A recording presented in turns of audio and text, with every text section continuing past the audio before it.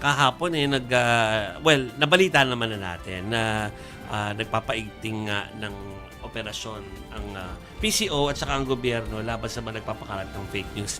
Nakatarget sa kanilang inireklamo kahapon o isang araw, 3 vloggers na medyo nagpasimula daw, allegedly, o sa kanila yung parang maraming naniwala tungkol dun sa kalagayan ng kalusugan ng Pangulo. Kasama na nga po dyan yung hinahanap ngayon na kung nasaan daw na si Eloy Bugris. Okay. So, may mga, si Eloy, si Rigondola, at saka si Crage po, yan po yung mga tinag po ng PCO at inendorso sa DOJ. Dapat may guest tayong DOJ ngayon Dapat. Pag-uusapan natin yung fake news sana, pero yan po ang latest dyan. Pero ang latest yung parang hindi pa man nagkakaroon ng ng resulta yung pag-endorso na yan.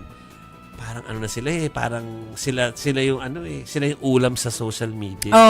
Inuulam yung mga yan ngayon sa social media dahil talagang binabati ko sila sa mga pagpapakalat nila ng fake news. Nabisto na kasi.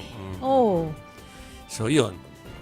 Merong isa dyan, hindi ko na in-name, pinipilit niyang baguhin yung naratibo na hindi parang napapaniwala lang din daw siya.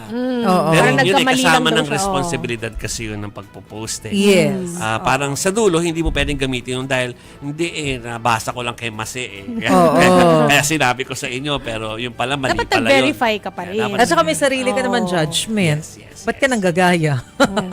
So hintayin natin kung ano magiging kilos ng DOJ dyan.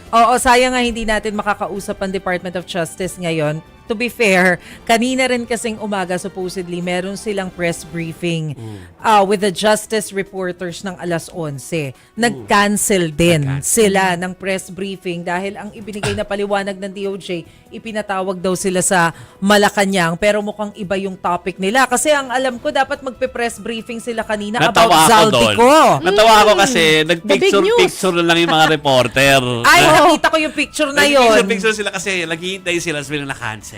Naka-ready na pala kasi sila, pinapasok na sila dun sa loob para naka-standby na sila for press con. Abay, binawi pa. Puro tuloy tayo baka.